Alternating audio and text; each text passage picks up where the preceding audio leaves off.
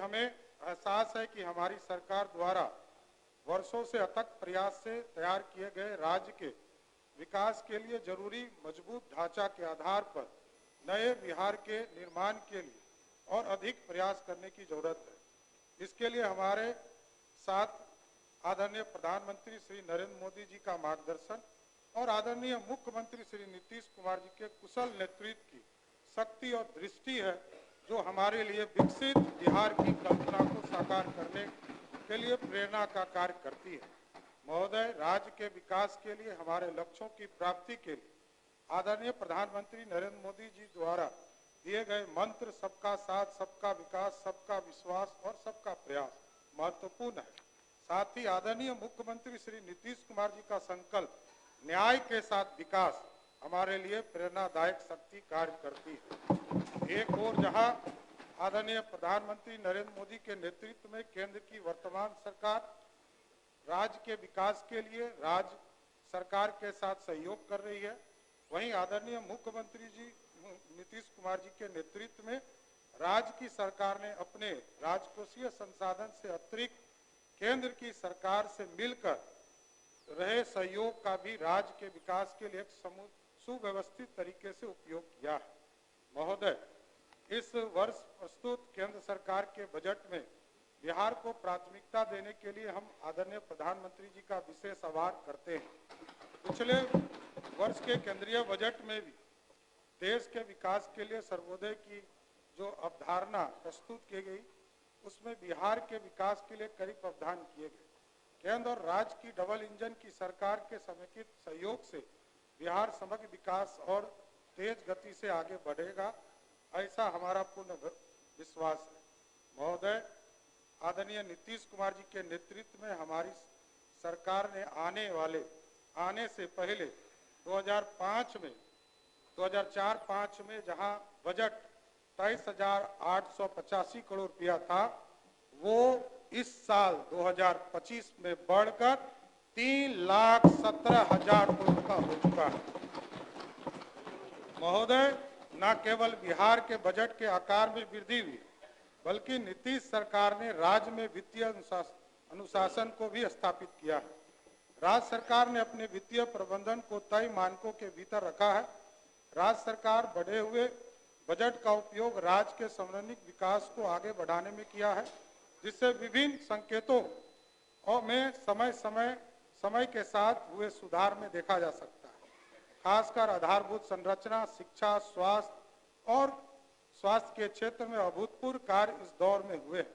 राज्य की जनता ने जो विश्वास हम पर जताया है, उस विश्वास के माध्यम से हम राज्य को विश्वास के विभिन्न आयामों के नए स्तर पर ले जाने के लिए संकल्पित है।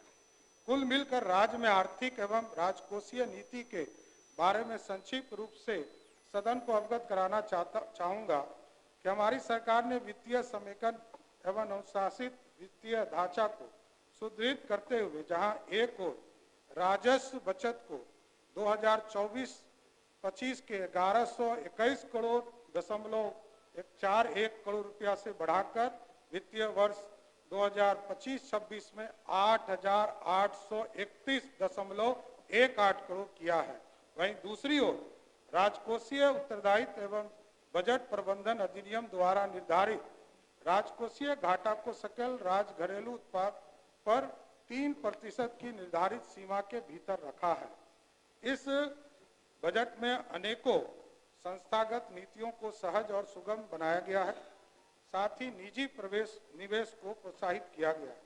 राज्य के आर्थिक विकास की गति को तेजी प्रदान करने के लिए रोजगार युक्त निवेश को बढ़ावा दिया गया है। माननीय अध्यक्ष महोदय, माननीय सदस्य एवं आम जनता की जानकारी हेतु 2025-26 के बजट का सारांश सदन के समक्ष प्रस्तुत करता हूँ। वित्तीय वर्ष 2025 में बिहार राज्य का आकार बजट 3,16,895.02 करोड़ रुपया है, जो वित्तीय वर्ष 2024-25 के बजट आकार से 38,169 करोड़ रुपया अधिक है। वित्तीय वर्ष 2025-26 में वार्षिक स्कीम का बजट जहां 1,16,000 करोड़ रुपया 750 करोड़ रुपया रखा गया है, जो वित्तीय वर्ष 2024-25 से लगभग 16,750 करोड़ रुपया अधिक है। वित्तीय वर्ष 2025-26 में स्थापना एवं प्रतिव्यय व्यय का बजट अनुमान 2,01,35 करोड़ रुपया है, जो वित्तीय वर्ष 2024 के बजट अनुमान से लगभग 21,429 करोड़ रुपया अधिक है। वित्तीय वर्ष 2025-26 में कुल व्यय की स्कीम द्वारा व्यय 36.84% है एवं स्थापना एवं प्रतिव्यय व्यय 63.16% है। वित्तीय वर्ष 2025-26 में कुल पूंजीगत व्यय 64,894.76 करोड़ रुपया अनुमानित किया गया है, जो कुल व्यय का 20.48% जिसमें है। पूंजीगत परिव्यय वर्ष 2025-26 में 40,531 करोड़ रुपया का पूंजीगत परिव्यय अनुमानित किया गया है, जिसमें सामान्य सेवा में 5,899 करोड़, सामाजिक सेवाओं में 9,369 करोड़ रुपया एवं आर्थिक सेवा में 25,262 करोड़ रुपया राशि प्रस्तावित है। ऋण अदायगी 2025-26 में 22,819 करोड़ रुपया की राशि ऋण के रूप में वापस की जानी है, जिसमें से 1,694 करोड़ की राशि केंद्र के ऋण की है और 21,124 करोड़ रुपये की राशि पूर्व में लिए गए आंतरिक ऋणों के से संबंधित है। ऋण एवं पेशगियों वर्ष 2025-26 में राज्य द्वारा 1,543 करोड़ रुपये का ऋण दिया जाना प्रस्तावित है, जिसमें से मुख्यतः Bihar student credit card scheme हेतु 1,000 करोड़ रुपया, ग्राम एवं लघु उद्योगी के लिए 395 करोड़ रुपया, बिजली परियोजना के कंपनियों के लिए 78 करोड़ रुपया, परिवहन सेवा हेतु 30 करोड़ रुपया, सरकारी कर्मचारी के लिए 39 करोड़ रुपया दिया जाना है। पूर्व से दी गए ऋणों की वापसी से राज्य सरकार को 525 करोड़ रुपया राशि की प्राप्त होना अनुमानित है। इस प्रकार कुल शुद्ध ऋण 1,017 करोड़ रुपया दिया जाना प्रस्तावित है। वित्तीय वर्ष 2025-26 में कुल राजस्व व्यय 2,52,000 करोड़ रुपया अनुमानित किया गया है, जो कुल व्यय का 79.52% एवं वित्तीय वर्ष 2024-25 के बजट के अनुमान से 26,323 करोड़ रुपया अधिक है।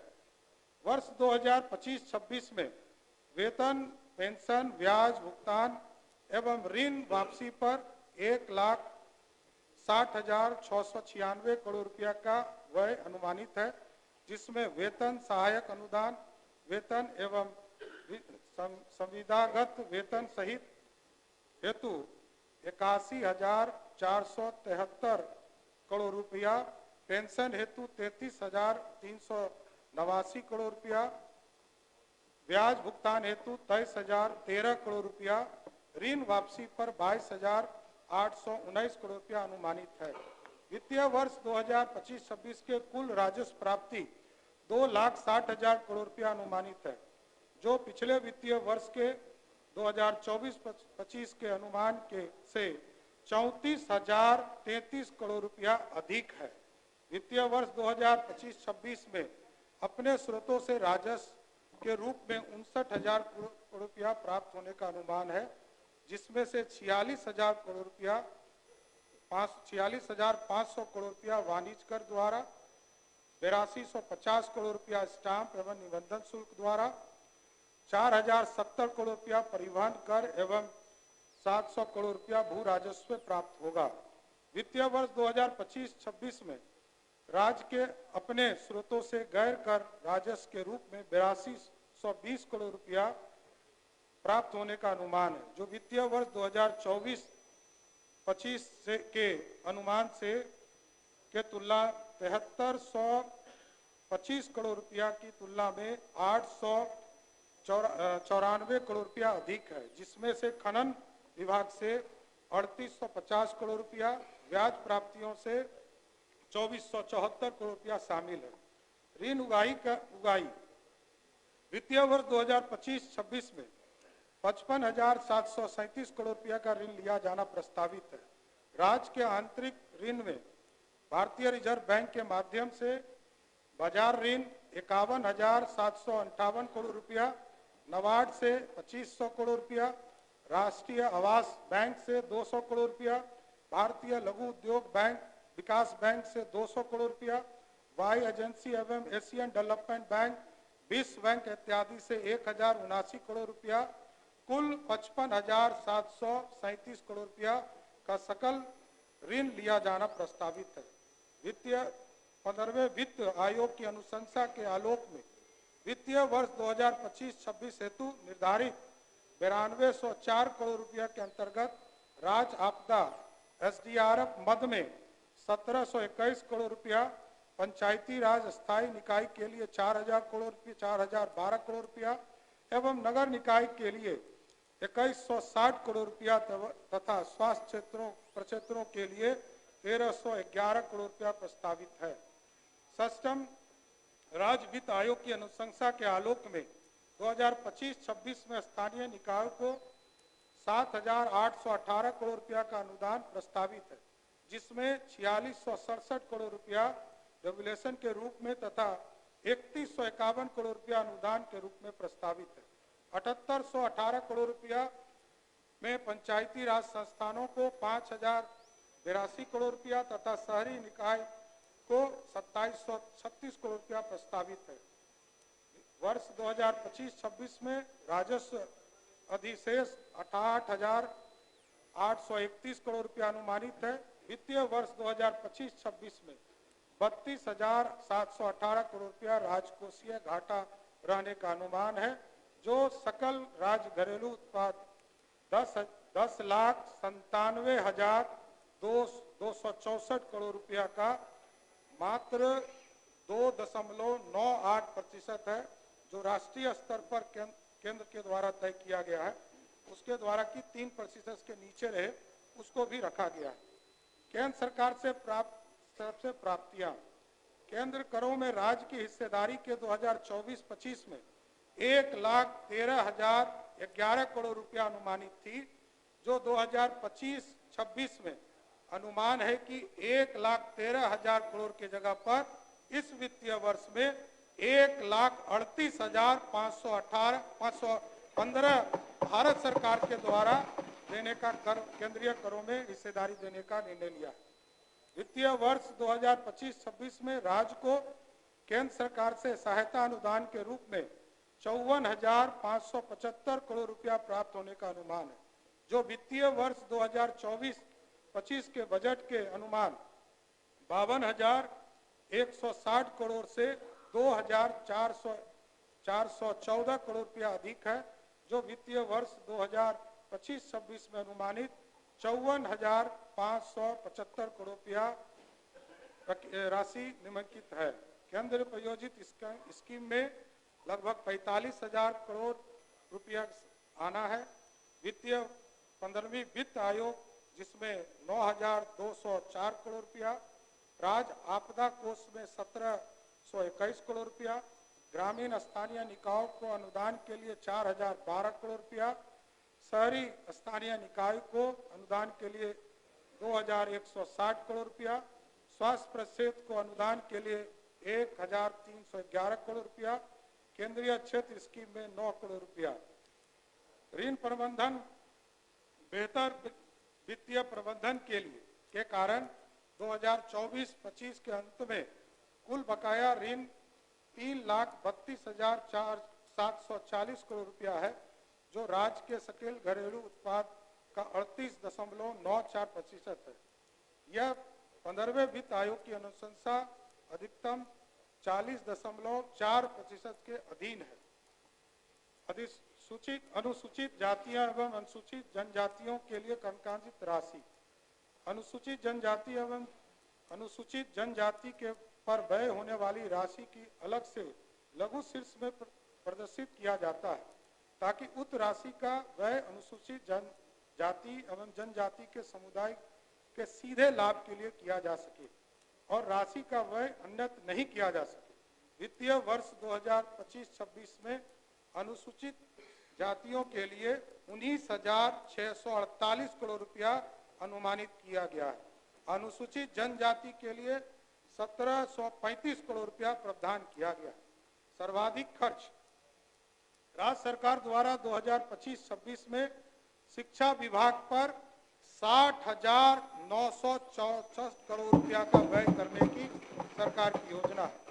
स्वास्थ्य विभाग पर 20,335 करोड़ रुपया, उसी तरह राज्य के शहरी और ग्रामीण सड़कों पर ग्रामीण कार्य एवं पथ निर्माण को 17,908 करोड़ रुपया देने का निर्णय लिया गया।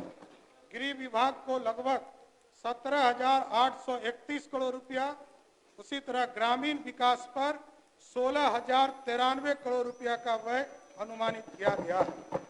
ऊर्जा विभाग के क्षेत्र के लिए 13,484 करोड़ रुपया और समाज कल्याण विभाग, अनुसूचित जाति, अनुसूचित जनजाति, अल्पसंख्यक विभाग, पिछड़ा एवं अति पिछड़ा विभाग के लिए समेकित बजट में 13,368 करोड़ रुपया रखा गया है। महोदय, मैं अब वित्तीय वर्ष 2025-26 के लिए प्रमुख घोषणाओं की जानकारी सदन के समक्ष प्रस्तुत करता हूं। राज्य के 21 कृषि उत्पादन बाजार समिति के आधुनिकीकरण एवं समुचित विकास के लिए 1289 करोड़ की लागत से योजना का कार्यान्वयन किया जा रहा है। ये अन्य सभी बाजार समिति को कार्यशील किया जाएगा। ये सरकार ने घोषणा किया है कि 21 के बाद जो 17 और जो बाजार समिति, उत्पादन समिति, बाजार समिति है, उसको भी इसमें जोड़ने का काम किया जाए। राज्य सरकार द्वारा नेशनल कोऑपरेटिव, NCCF, नेफेड इत्यादि के समन्वय कर बिहार में MSP पर अरहर, मूंग और उड़द दाल को भी खरीदने का काम जिस तरह धान अधिप्राप्ति करते हैं उसी तरह करने का काम सरकार करेगी। राज्य के सभी अनुमंडल एवं सभी प्रखंडों में कोल्ड स्टोरेज की स्थापना चरणबद्ध रूप से करने की घोषणा सरकार करती है।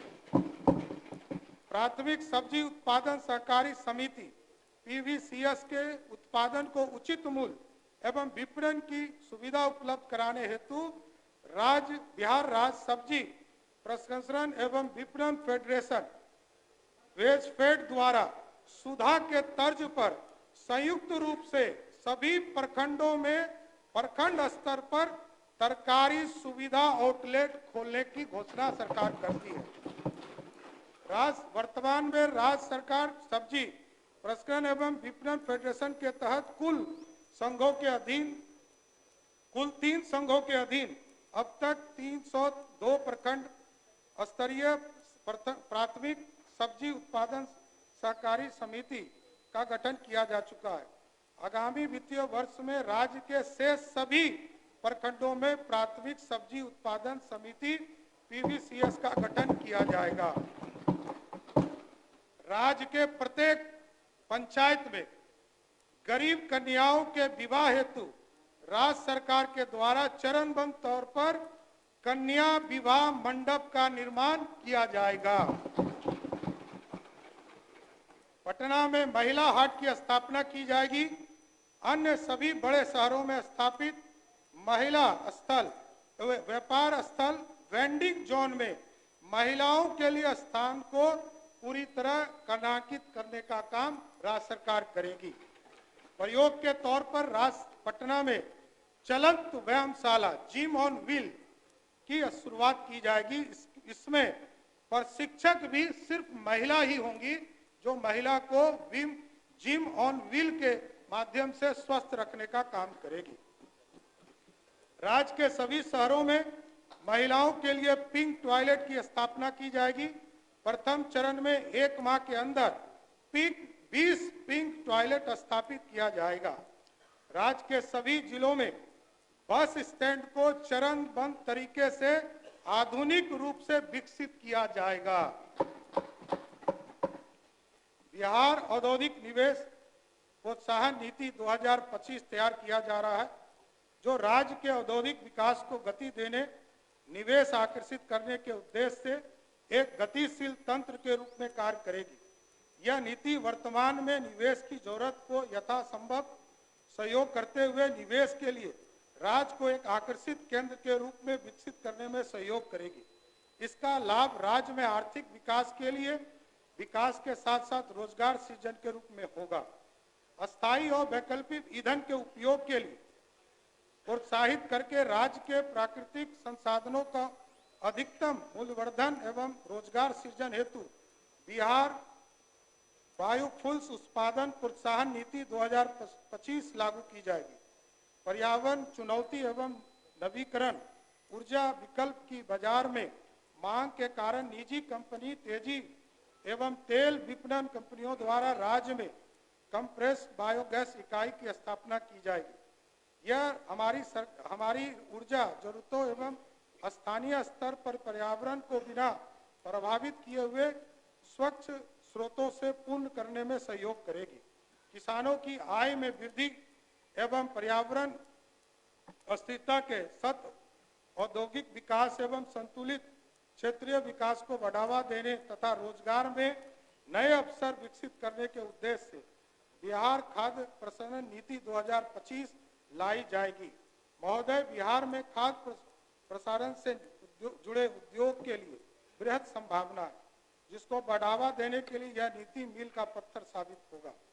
बिहार को एक प्रमुख फार्मास्यूटिकल एवं और चिकित्सा उपकरण विनिर्माण केंद्र के रूप में बढ़ावा देने, फार्मास्यूटिकल क्षेत्र के द्वारा पर्यावरण अनुकूल विनियम प्रथाओं को बढ़ावा देने, अनुसंधान एवं विकसित परिस्थिति तंत्र के समग्र विकास के शैक्षणिक एवं औद्योगिक विकास के अवसर पर प्रोत्साहित करके फार्मास्यूटिकल क्षेत्र के लिए एक नवाचार और अनुसंधान एवं विकास केंद्र बनाने तथा राज्य में रोजगार सुविधा को बढ़ावा देने के लिए उद्देश्य से बिहार फार्मास्यूटिकल प्रमोशन पॉलिसी 2025 लागू की जाएगी। बिहार में प्लास्टिक निर्माण क्षेत्र आर्थिक विकास में महत्वपूर्ण योगदान दे रहा है। इस क्षेत्र में राज्य में प्लास्टिक विनिर्माण के लिए बिहार प्लास्टिक विनिर्माण प्रोत्साहन नीति 2000 लागू की जाएगी। उद्यमिता विकास संस्थान का जीर्णोद्धार करके सेंटर ऑफ एक्सीलेंस के रूप में विकसित किया जाएगा। राज्य के प्रमुख शहरों में कामकाजी महिलाओं के लिए को स्वस्थ एवं सुरक्षित वातावरण उपलब्ध कराने के दृष्टिकोण से कामकाजी महिलाओं के लिए छात्रावास की स्थापना एवं संचालन हेतु पृथक नियमावली कार्य योजना तैयार किया जाएगा। गुड़ के विकास के लिए एक सेंटर ऑफ एक्सीलेंस की स्थापना पूसा में समस्तीपुर में की जाएगी। देश के चिन्हित स्थान हैदराबाद, बेंगलोर, मुंबई, दिल्ली, एनसीआर, कोलकाता, गुवाहाटी, सूरत, लुधियाना, कोयम्बटूर एवं चेन्नई में प्रवासी परामर्श निबंधन केंद्र माइग्रेशन काउंसलिंग कम रजिस्ट्रेशन सेंटर स्थापित किया जाएगा, जिससे राज्य के प्रवासी श्रमिकों को लाभ मिल जाएगा। वर्तमान में 534 प्रखंडों में से 358 प्रखंडों में अंगीभूत राजकीय डिग्री महाविद्यालय नहीं है। इस प्रखंडों में चरणबद्ध तरीके से एक एक डिग्री कॉलेज सरकारी या निजी सुनिश्चित की जाएगी।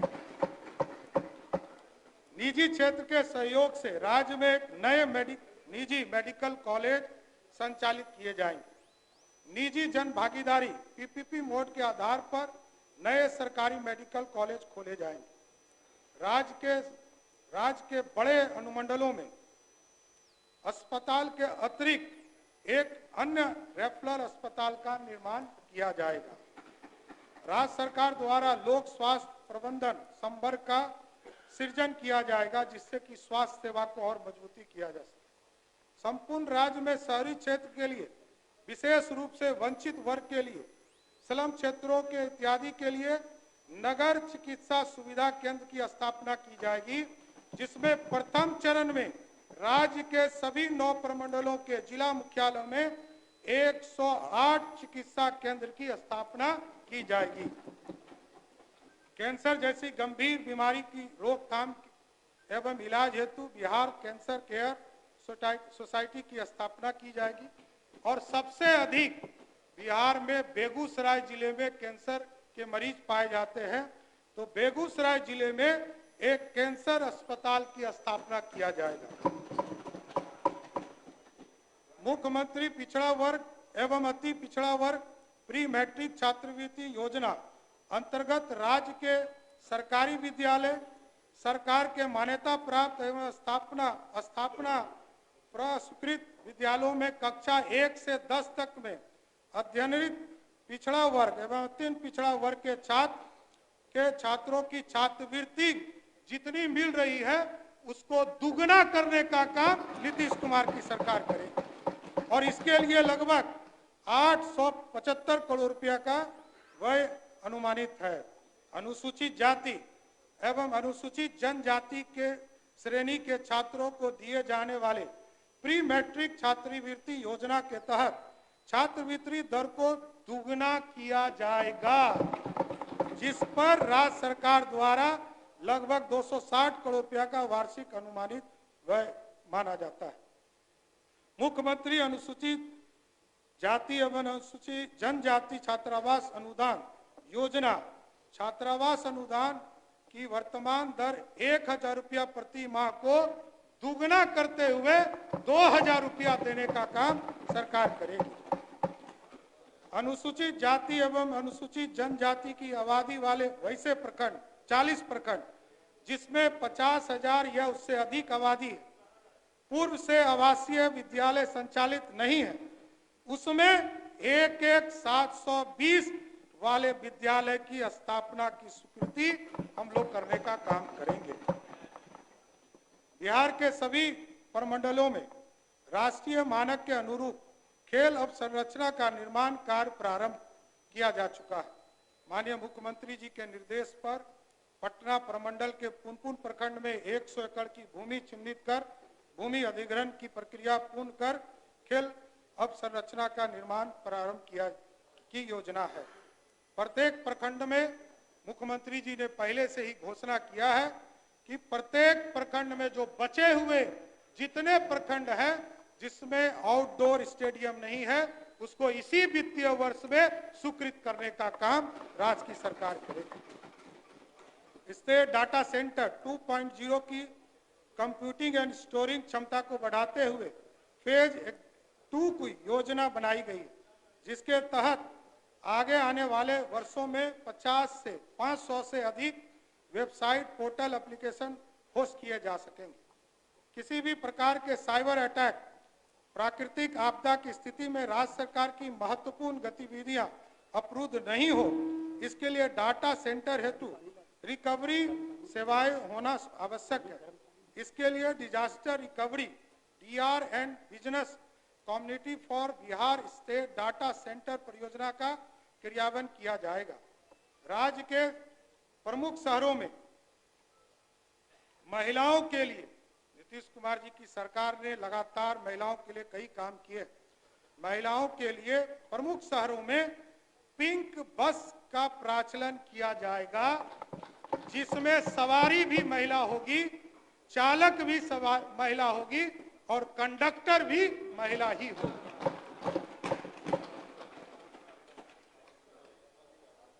चालक और कंडक्टर के रूप में महिलाओं को प्रशिक्षित किया जाएगा तथा बिहार राज्य पथ परिवहन निगम से संचालक, चालक, कंडक्टर, डिपो मेंटेनेंस स्टाफ के पद पर महिलाओं के लिए 33% आरक्षण की व्यवस्था की जाएगी। महिला स्वरोजगार को बढ़ावा देने हेतु महिला चालकों को ई-रिक्शा एवं 2 पहिया वाहन की व्यावसायिक प्रचलन हेतु क्रय करने का नगद अनुदान प्रावधान किया जाएगा। राज्य के सभी प्रमुख शहरों में महिला वाहन परिचालन प्रशिक्षण केंद्र की स्थापना की जाएगी, जिसमें प्रशिक्षक भी महिला ही होंगे। राज्य के नहर के किनारे खाली जगह एवं बांधों पर सोलर प्लांट स्थापित किए जाएंगे। मैं गर्व के साथ बिहार ग्रीन डेवलपमेंट फंड की घोषणा करता हूं। इसमें प्रारंभिक सीड फंडिंग के रूप में राज्य सरकार द्वारा 25 करोड़ रुपया का निवेश किया जाएगा। यह फंड सीड फंडिंग की तुलना में कई गुना निवेश को आकर्षित करने का काम करेगा। राज्य में वायु गुणवत्ता के सुधार हेतु वायु प्रदूषण नियंत्रण हेतु 116 करोड़ रुपया की लागत से Bihar clean air transformation smoke tower की स्थापना की जाएगी, जिससे कि वातावरण पूरी तरह सुरक्षित होने का काम करेगा। पर्व त्योहार विशेषकर महिलाओं द्वारा संचालित छठ पर्व पूजा के अवसर पर धार्मिक पर्यटन योजना की शुरुआत की जाएगी।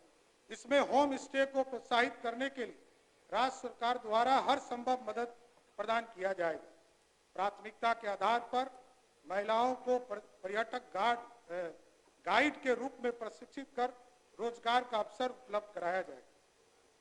अध्यक्ष महोदय, देश के यशस्वी प्रधानमंत्री जी और आदरणीय मुख्यमंत्री के नेतृत्व में हवाई अड्डे का भी निर्माण का काम तेजी से चल रहा है। अभी कुछ ही दिन पहले यह तय हुआ है कि पूर्णिया हवाई अड्डे का निर्माण शीघ्र चालू करने का काम किया जाएगा और अगले 3 महीने में वहां से हवाई जहाज उड़ेगा, यह जरूर सुनिश्चित करने का काम करेगा। और इसके साथ साथ आदरणीय मुख्यमंत्री जी के आग्रह पर देश की सरकार ने तय किया है, बिहार की सरकार ने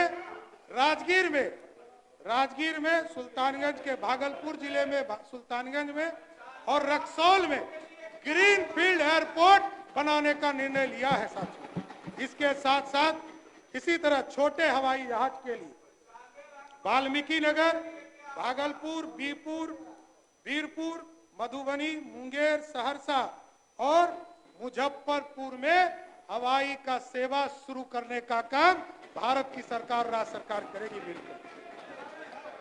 देश के कुछ अन्य मेट्रो शहर दिल्ली और मुंबई के अलावा बिहार में इंटीग्रेटेड सेंटर ऑफ बिहार की स्थापना की जाएगी, जिसके बहु में उपयोग होंगे। बिहार की पारंपरिक शिल्प, हस्तकला इत्यादि एवं का प्रचार होगा। बिहार की लोक कला एवं संस्कृति के प्रसार के लिए संस्कृति एवं पर्वों एवं त्योहार का आयोजन किया जाएगा। बिहारी खाद्य व्यंजन का प्रचार प्रसार होगा। बिहार में निवेश हेतु इन्वेस्टमेंट प्रमोशन सेल का कार्यालय होगा। बिहार फाउंडेशन का कार्यालय होगा। बिहार के लोगों के लिए बिहार भवन, बिहार सदन के तर्ज पर आवासन की सुविधा उपलब्ध कराने हेतु कार्यों के लिए एक समेकित केंद्र स्थापित किया जाएगा। जिस तरह आदरणीय मुख्यमंत्री के नेतृत्व में आज देश में सबसे ज्यादा यदि महिला पुलिस भर्ती हुई है तो वो सबसे ज्यादा बिहार में हुआ है। उसके आवासन की भी चिंता माननीय मुख्यमंत्री जी ने किया है। महिला सिपाहियों को, उसी के लिए आ रहा हूं, महिला सिपाहियों को पदस्थापन थाने के आसपास आवासन सुनिश्चित करने के लिए राज्य सरकार द्वारा किराए पर आवास लेकर आवासन की सुविधा उपलब्ध कराने का काम करेगी।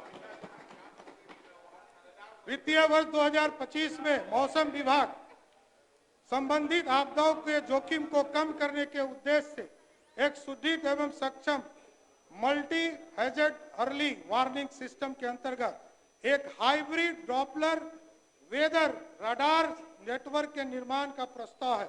इस हेतु प्रथम चरण में चंपारण जिले और भागलपुर जिले में इसकी स्थापना करने का काम किया जाएगा, जिससे कि सही समय वेदर का पूरा स्थिति हम आकलन कर सके। वित्तीय वर्ष 2025-26 में निबंधन की प्रक्रिया को राज्य के सभी निबंधन कार्यालयों में पूर्णतः पेपरलेस किया जाएगा। देश या देश के बाहर रहने वाले लोग भी होंगे, वो ऑनलाइन निबंधन कराने का काम कर सकेंगे, उनको आने की जरूरत नहीं पड़ेगी। इसी तरह एक महत्वपूर्ण जानकारी हमारी सरकार आदरणीय मुख्यमंत्री नीतीश कुमार जी के नेतृत्व में, जहां आपको याद होगा कि जब मुख्यमंत्री नीतीश कुमार जी आए थे तो उन्होंने कहा था 6 घंटे में हम पटना पहुंचे, फिर कहा 5 घंटे में हम पहुंचाने का काम करेंगे, और आज नीतीश कुमार जी ने तय किया है कि 2027 तक हम इसको 4 घंटे में प्रदेश के मुख्यालय पहुंचाने का काम करेंगे। अध्यक्ष महोदय, आगे राज्य सरकार के महत्वपूर्ण विभागों की उपलब्धि जानकारी सदन के पटल पर रखता हूं, आगे सदन को मैं उपलब्ध करा देता हूं। धन्यवाद।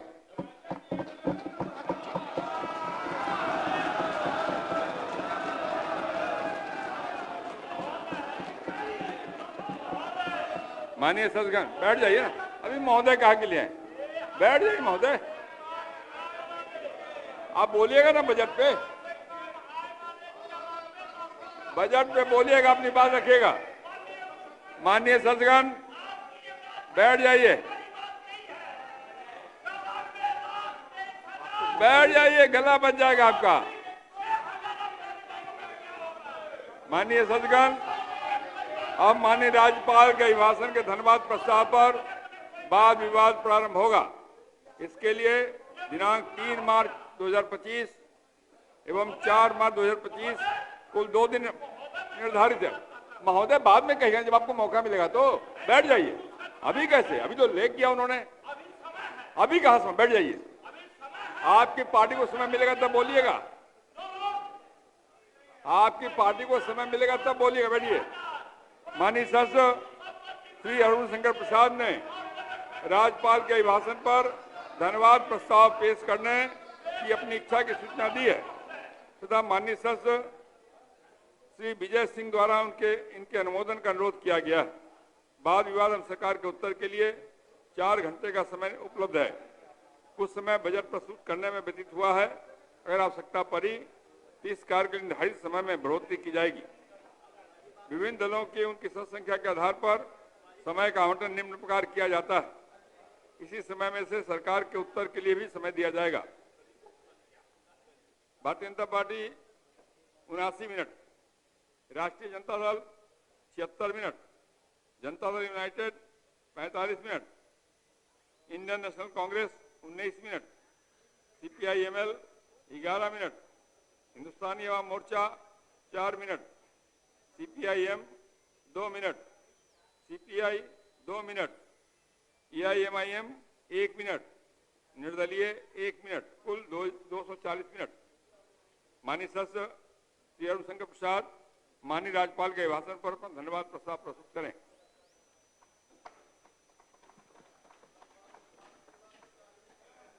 अध्यक्ष महोदय, मैं प्रस्ताव करता हूं कि सदस्यगण इस अभिभाषण के लिए राज्यपाल के कृतज्ञ हैं। महोदय, महामहिम राज्यपाल के द्वारा जो अभिभाषण दिया गया है, वस्तुतः एनडीए की सरकार का जो विजन है